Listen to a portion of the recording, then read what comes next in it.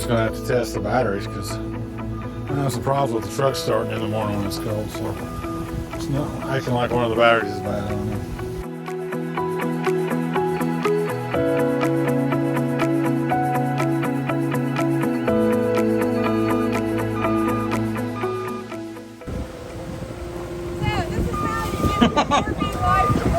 Yeah. Give her a friend.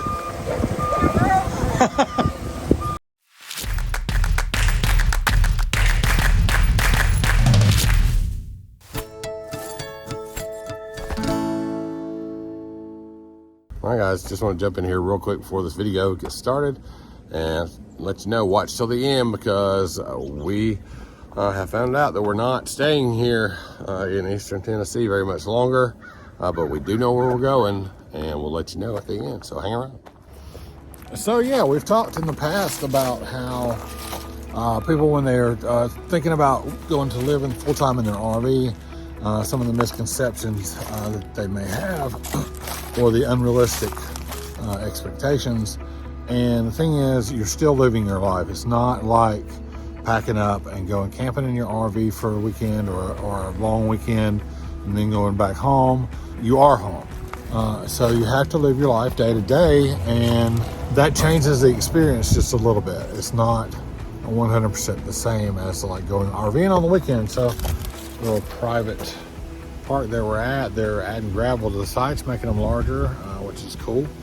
We just got a lot going on, and it's cold. It's been cold the past few nights, down into the mid-20s. So we'll talk about how we're doing with propane and the tank staying warm and all that kind of good business. So let's get busy. I think Mel's fixing lunch right now, so.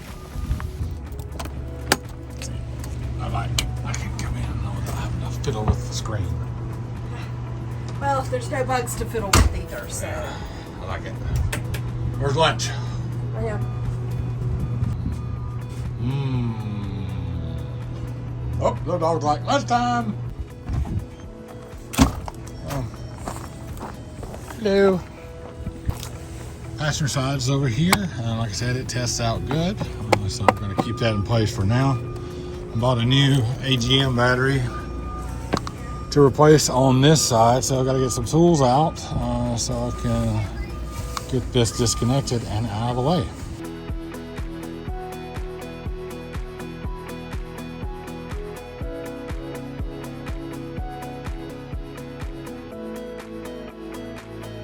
Fire it up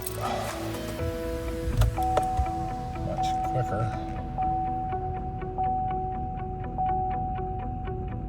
But it's my baby dog. Happy Thanksgiving dog. It's a happy Thanksgiving dog. It's a needs a plate for Thanksgiving. Yum yum.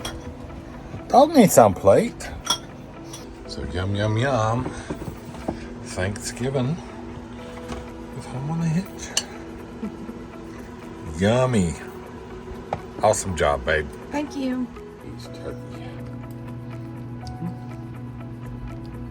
Some ham.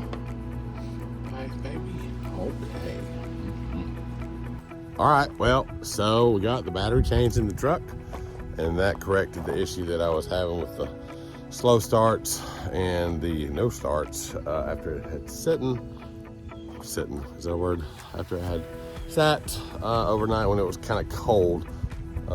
In the morning, it didn't have enough juice, and that one battery on the driver's side was bad. It wasn't taking a charge at all. So we've done pretty well with it being cold and the temperature and everything in the RV. We do have heated underbelly or enclosed underbelly. Didn't really know how functional all that actually was until we actually tested it out. We've had several nights where it's gotten into the 20s by 10 or 11 o'clock at night and stayed in the 20s till noon the next day. So if you've been watching, you know that we use a Simply Safe system security wise. It has water sensors, temperature sensors. I opened up the underbelly and put a temperature sensor in between the two of the tanks, one of the black tanks and one of the gray tanks. That way I've been able to monitor how effective the furnace actually is at heating the underbelly and how warm the underbelly stays by itself, really. But on the flip side, you do need to know that if you're looking at cold camping, once it gets to a certain point, it gets down into the 20s or so, that it does take a lot of propane. You're going to use propane faster than you use any other time, and that should make sense. But so what we do, if it's forecasted to be below 30 degrees, we set the thermostat down to about 60 degrees. That way it will come on and keep the underbelly warm, warm enough that nothing freezes under there. And then we just close the bedroom door and use space heaters for the bathroom and the bedroom, and it keeps us nice and toasty, and we don't have to burn a lot of propane. And if your propane tanks are outside, like ours are on a travel trailer, then you better have something in there heating those up, because when the temperature gets down below freezing, those tanks aren't going to work that well. It's not going to off-gas that propane as quick as it does in the summertime, and you may not have enough pressure in there in the middle of the night to run your furnace, and you might wake up cold. Not saying that that's ever happened to us, but it has.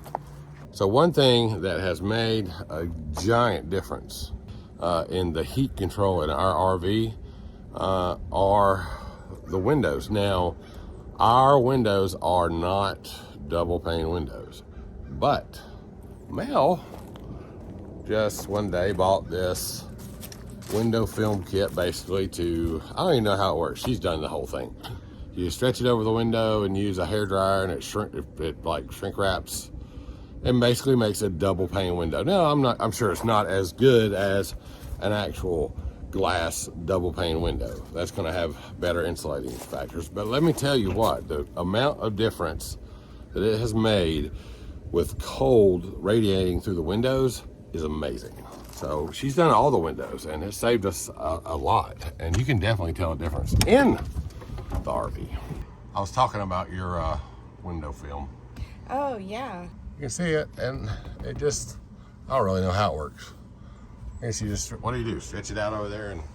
Well, I got this thing. It's called a window kit. Yep. So I got the big one, so that it would cover all of the windows. Yeah.